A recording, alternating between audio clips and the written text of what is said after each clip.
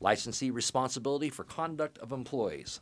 Licensees are responsible for the conduct of employees and may be held responsible if their employees violate liquor laws on the licensed premises.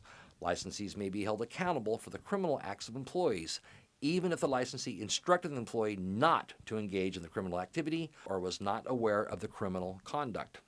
To avoid the risk of a violation on their records, licensees must make a serious effort to be aware of what is happening at their place of business. Licensees must take necessary steps to prevent criminal activity by employees. They must also take immediate corrective action when they suspect criminal activity. To further minimize risk, for licensees who aren't ordinarily on the premises, these licensees should make occasional visits to personally observe activities of both employees and customers. It's probably a good idea to visit during all shifts and sometimes after hours. Licensees and permittees must prepare to act when they see red flags or indicators that some sort of criminal activity may be occurring at the business. A red flag could be a variety of things, such as syringes found in the building or parking lot, frequent trips by certain individuals to the restroom or parking lot, etc. A licensee or permittee may be subject to fines or suspensions if they know of criminal activities by coworkers and fail to take steps to deter or to report it. If a licensee or permittee suspects a problem and requests public assistance, the OLCC is less likely to hold them responsible or impose a severe sanction. Asking for police assistance, however, does not excuse licensees from the responsibility to personally monitor their businesses. Licensees should institute management practices and house policies to help avoid such problems. Unlawful activity. Just as licensees and permittees must take action when they suspect a coworker is involved in any criminal activity, they are also responsible for the actions of their customers. Licensees and permittees must not permit any unlawful activity on the licensed premises or in areas outside the premises that the licensee controls, including the parking lot. Unlawful or illegal activities include prostitution, public indecency, illegal gambling, or illegal drug use or sales in or near the establishment. In order to host legal gambling activities in their place of business, licensees must be sure the type of gambling they're considering falls into the lawful category. To determine which gambling activities are legal in their community, licensees should call their local district attorney. Orderly premises and neighborhood livability. Licensees and permittees are responsible for customer behavior which affects the neighborhood's livability. No licensee or permittee will permit on or in the immediate vicinity of the licensed premises noisy or disorderly activities. Noisy activities are those that a reasonable person would conclude interfere with normal living or business activities. Violations of state or local noise pollution standards may be considered evidence of noisy activities. Disorderly activities are those that harass, threaten, or physically harm another person. This may include abusive language, fights, or threatening behavior. Licensees and permittees are responsible for alcohol disturbances in the immediate vicinity of the business if the disturbances are related to the sale or service of alcohol. Immediate vicinity usually goes beyond the parking lot and may be as much as 2 or more blocks away from the establishment in some cases. Disturbances are defined as serious and persistent problems caused by customers who are noisy, disorderly, or involved in illegal activities. Examples: excessive noise, public drunkenness, unlawful drug sales, trespassing on private property, fights, alcohol or related litter, public urination. If an establishment has a history of serious and persistent patron-related problems, the licensee will receive a fine or other sanctions.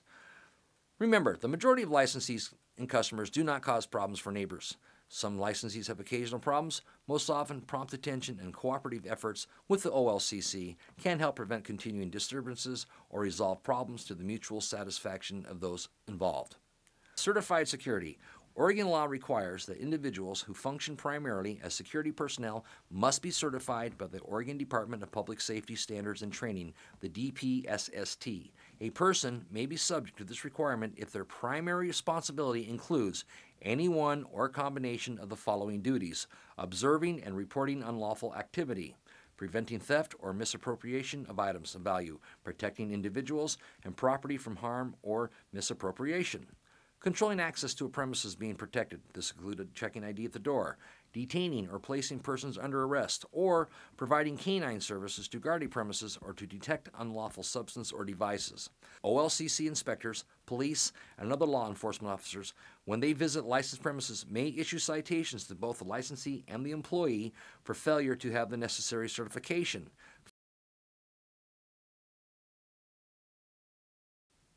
Cooperating with OLCC regulatory employees. The OLCC normally examines premises when they are open to the public. OLCC officials may inspect a business after hours only when they have reason to believe a violation of liquor laws is occurring.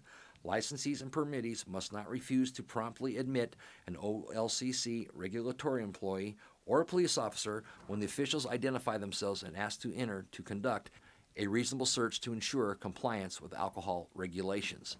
A licensee or permittee must never incite or encourage customers or coworkers to not cooperate with an OLCC regulatory employee. If the OLCC employee directs a licensee or permittee to call the police, they must do so immediately.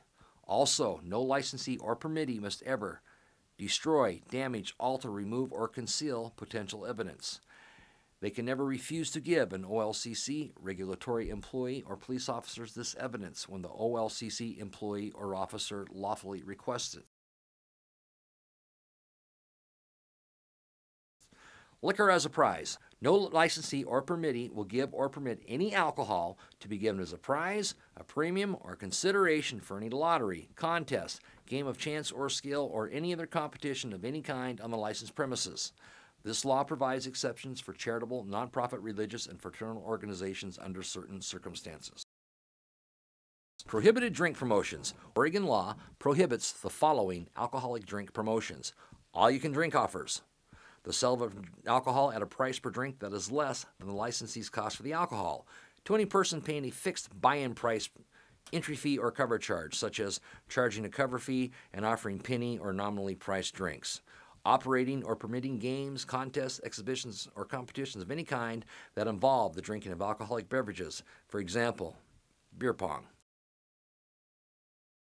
Pouring or otherwise serving any alcoholic beverage directly into a person's mouth, including through any device such as a bong. Permitting the use of an alcohol vaporization device for the sale of alcoholic liquor.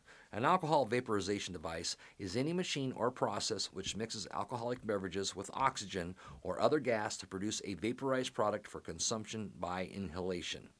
Happy hour, or any price reductions after midnight, 12 a.m. until 2:30 a.m. Advertising happy hour outside the premises.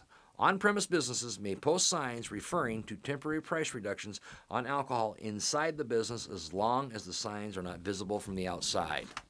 Oregon law requires food to be readily available only in businesses that serve hard liquor. Businesses with full on-premise sales licenses must have food available at all times and in areas where alcohol is served. It is illegal for you to discourage a customer from ordering food in one of those businesses, even if the customer is ordering only food and not ordering any alcohol. The minimum food service depends on the type of operation. Commercial establishments and private clubs are the two most common. Commercial establishments, such as fine dining, family restaurants, nightclubs, bars, etc. The food requirements are 5 different meals during the dinner meal period. A meal means a main course or entree and at least one side dish. A 3-hour minimum dinner meal period.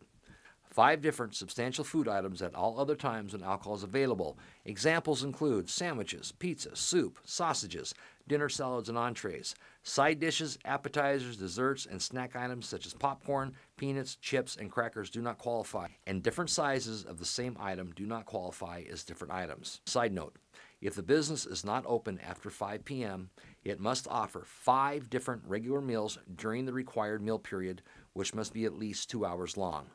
Other general requirements include the minimum number of dining seats, which is determined by the size of the business, and adequate kitchen facilities and food service employees. For more details, contact your local OLCC office. Private clubs, such as fraternal and veterans organizations. The requirements for these clubs would be 3 different substantial food items prepared on the premises. And again, that would include sandwiches, pizza, soup, sausages, etc. Once again, side dishes, appetizers, and snack items do not qualify. Other general requirements include suitable and adequate space, which includes dining, seating, equipment, implements, facilities, and employees for serving food. If and when the club is open to the general public, it must comply with the food service requirements for commercial establishments. For more details, contact your local OLCC office.